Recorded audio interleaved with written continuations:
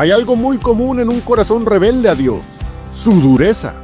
Entre más se le dice, más se resiste y menos quiere ceder, aun cuando sepa que está mal en su decisión. Prefiere seguir adelante en su pecado a reconocer que ha fallado delante de Dios. En su ceguera, quien vive así, sigue en sus desvaríos como quien corre velozmente en medio de espinas y no le importa que se esté lastimando a sí mismo.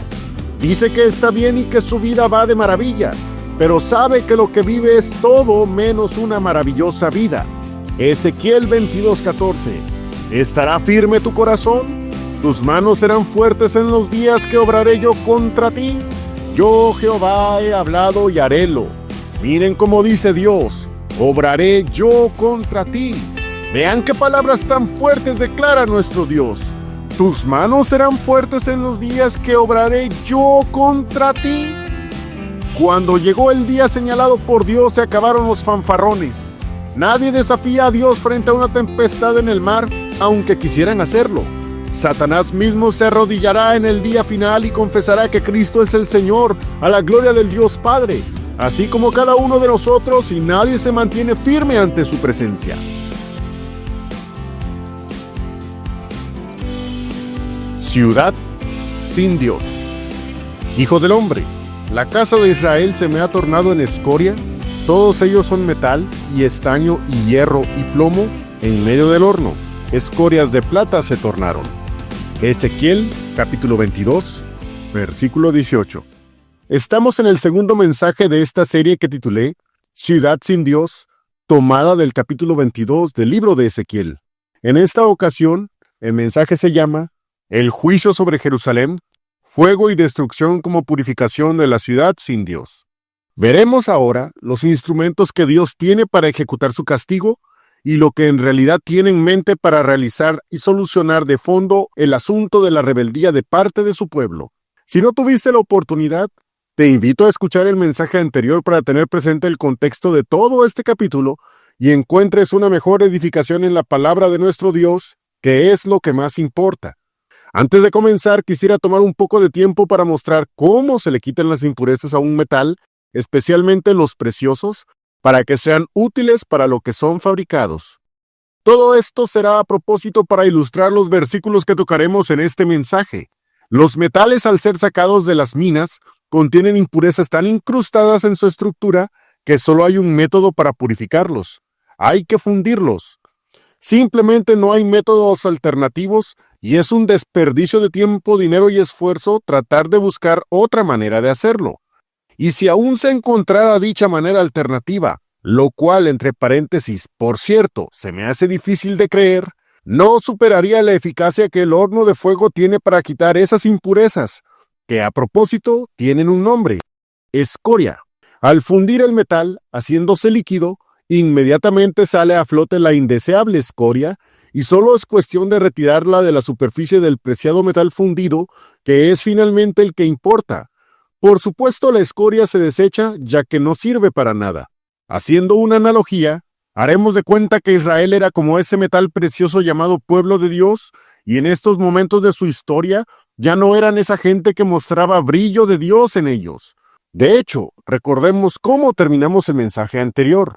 Ezequiel capítulo 22, versículos 10 al 12. La desnudez del padre descubrieron en ti, la inmunda de menstruo forzaron en ti, y cada uno hizo abominación con la mujer de su prójimo, y cada uno contaminó su nuera torpemente, y cada uno forzó en ti a su hermana, hija de su padre. Precio recibieron en ti para derramar sangre, usura y logro tomaste, y a tus prójimos defraudaste con violencia. Olvidástete de mí, dice el Señor Jehová. Y esto solo es una parte de esa nefasta lista. En pocas palabras, es un metal precioso con impurezas más que detestables. Dios termina sus palabras en el versículo 12 con esta aplastante verdad: olvidástete de mí, dice el Señor Jehová. El fondo de todo este asunto era esto: intencionalmente vivían olvidándose de Dios y ni por asomo querían acercarse para pedir su perdón con corazones arrepentidos. Vivían sus vidas como más se les antojaba y Dios no era parte de sus actividades diarias. Con el tiempo y como un tren en marcha que nada ni nadie puede detener, se convirtió Jerusalén en la ciudad sin Dios. era un lugar donde reinaba la perversidad y todo tipo de abominación. Tenían un comportamiento tan reprobable ante nuestro Señor que Él mismo reclamó por voz del profeta lo siguiente. Ezequiel 22:13. Y he aquí que herí mi mano a causa de tu avaricia que cometiste y a causa de tus sangres que fueron en medio de ti. Fue tan grande el enojo que incluso dejaría caer su castigo con una gran fuerza que hasta su propia mano se resentiría. Lo que debe ser más destacable para nosotros es que se trata de su propio pueblo. Es decir, contemplemos ese espejo para comprender qué métodos semejantes podría aplicar sobre nosotros si hay necesidad de hacerlo. No por ser hijos de Dios pasará por alto nuestros desatinos. Hay algo muy común en un corazón rebelde a Dios: su dureza.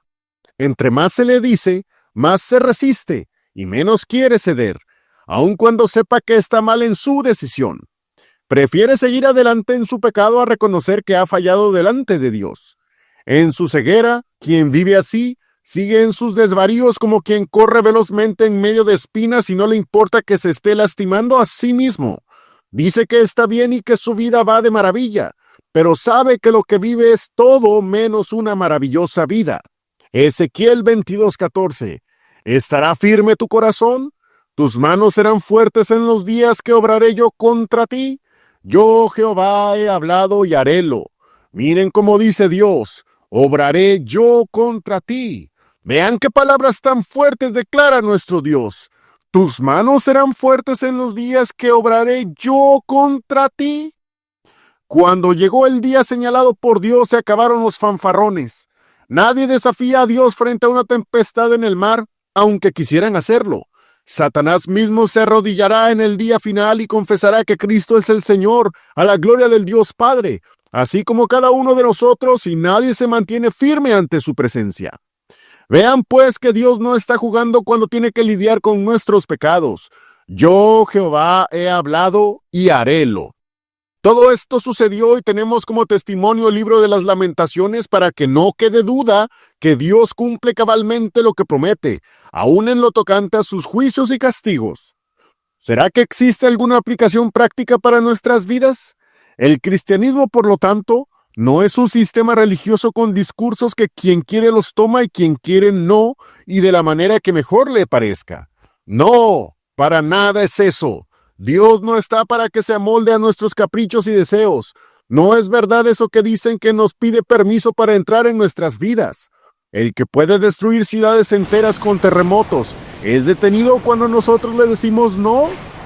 Quien crea tempestades de miedo en medio del mar se detiene ante nosotros solo porque no queremos que entre en nuestras vidas.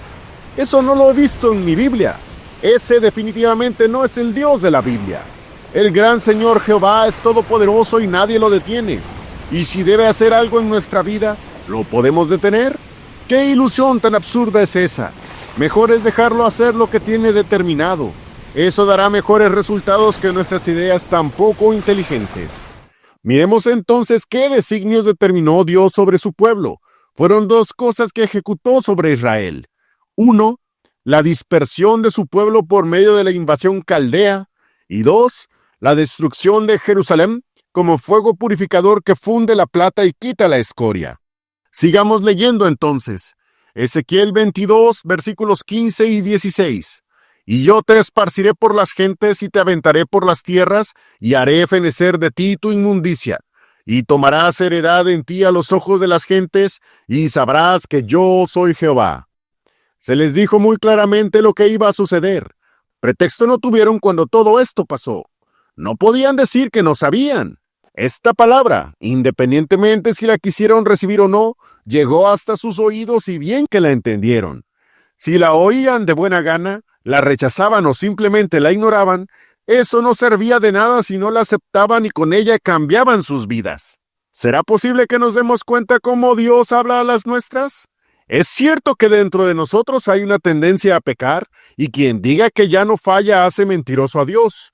Job cuando dijo, «He aquí que yo soy vil», o David cuando escribió, «En pecado me concibió mi madre», y aún el apóstol Pablo, el cristiano más devoto de la historia, exclamó, «Miserable hombre de mí, ¿quién me librará del cuerpo de esta muerte?». Nos dan el perfecto testimonio de que no podemos vencer el pecado por nosotros mismos. Dichos testimonios nos reafirman que sin Dios nuestra vida se convierte en un despojo miserable y seremos siempre llevados a pecar contra nuestro Señor. Corremos grave peligro ya que el pecado nos embiste como un toro embravecido y su único objetivo es tumbarnos. Contemplemos el ejemplo que Israel nos dejó y entendamos cuál fue su amargo final. Ezequiel 22, versículos 15 y 16, otra vez. Y yo te esparciré por las gentes y te aventaré por las tierras y haré fenecer de ti tu inmundicia. Y tomarás heredad en ti a los ojos de las gentes y sabrás que yo soy Jehová. Todos los pueblos alrededor se enteraron de su degradación al ser esparcidos los judíos por todos lados, escapando del terror del castigo de Dios, y todos supieron, sin excepción, quién es el Señor Jehová, tal como Ezequiel le decía. Pero al esparcir a sus hijos para vivir por el resto de sus días empobrecidos y desesperanzados, no fue la única arma para castigarlos. Hubo una acción divina mucho más notable. ¿Recuerdan cuando hace unos minutos describí cómo se saca la escoria de los metales? Leamos los siguientes versículos. Ezequiel 22, versículos 17 al 22. Y fue a mí palabra de Jehová diciendo: Hijo del hombre, la casa de Israel se me ha tornado en escoria. Todos ellos son metal, y estaño, y hierro, y plomo, en medio del horno. Escorias de plata se tornaron. Por tanto, así ha dicho el Señor Jehová: por cuanto todos vosotros os habéis tornado en escorias, por tanto, he aquí que yo os junto en medio de Jerusalén, como quien junta plata y metal y hierro y plomo y estaño en medio del horno, para encender fuego en él para fundir. Así os juntaré en mi furor y en mi ira, y haré reposar y os fundiré. Yo os juntaré y soplaré sobre vosotros en el fuego de mi furor, y en medio de él seréis fundidos. Como se funde la plata en medio del horno, así seréis fundidos en medio de él, y sabréis que yo, Jehová, habré derramado mi enojo sobre vosotros. Se nota quién es el creador de este proceso, ¿verdad? Y tal como sucede con la escoria en los metales, solo había una manera de que su pueblo fuera purificado. Yo os juntaré y soplaré sobre vosotros en el fuego de mi furor, y en medio de él seréis fundidos, como se funde la plata en medio del horno, así seréis fundidos en medio de él. Ya no quedaba otra manera de hacer reaccionar al pueblo de Dios. Solo el fuego de su furor podía hacer el trabajo. ¿Pero cuál trabajo? Claro, vean la gran misericordia de Dios en estas acciones. Quería un pueblo limpio para que tuviera una vida plena y digna. ¡Oh, qué maravilloso es nuestro Dios! ¿Quién puede entender sus designios? ¿Quién reconoce sus objetivos finales? Así es el gran amor de Dios. Quería fundirlos para que flotara la escoria y así desecharla de sus vidas. Hay un concepto interesante en todo esto. El fundidor en todo momento está muy atento en el proceso y sabe el tiempo y la cantidad de calor exactos para que esa escoria salga y la pueda retirar. Dios, mis hermanos, siempre tiene el control de toda esta situación, aun cuando sea extremadamente difícil para quien la esté viviendo. Verán entonces cómo Dios desea hacernos más limpios día a día. Y no hablo de una salvación progresiva. La salvación es inmediata y eterna. Pero hay que reconocer que tenemos dos naturalezas, y la carne combate contra el espíritu, y esos cananeos con carros cerrados no dan tregua ni desean ser vencidos por el ejército de Dios. Diariamente peleamos contra el pecado que habita en nosotros, y poco a poco Dios nos va moldeando. Toda la vida estaremos en esa lucha, y si es necesario que nos funda poniéndonos bajo fuego, el fuego santo de su amoroso juicio y su hermosa manera de castigar. Sí, lo dije muy bien. Entonces definitivamente nuestro Dios lo hará.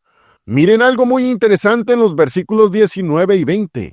Ezequiel capítulo 22, versículos 19 y 20 dice así: por tanto, así ha dicho el Señor Jehová: por cuanto todos vosotros os habéis tornado en escorias, por tanto, he aquí que yo os junto en medio de Jerusalén, como quien junta plata y metal y hierro y plomo y estaño en medio del horno, para encender fuego en él para fundir. Así os juntaré en mi furor y en mi ira, y haré reposar y os fundiré.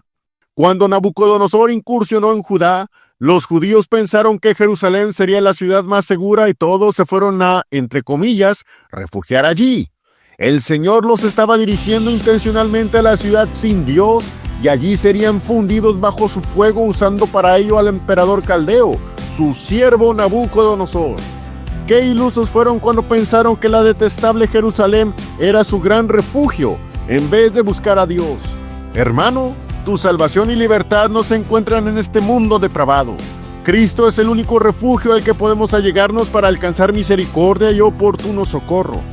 No dejemos que el pecado domine nuestras vidas y tome nuestras decisiones.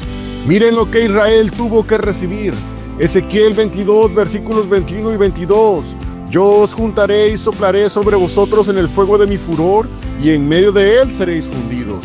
Como se funde la plata en medio del horno, así seréis fundidos en medio de él, y sabréis que yo, Jehová, habré derramado mi enojo sobre vosotros. La sabiduría de Dios plasmada en la Biblia no tiene por qué ser anecdótica.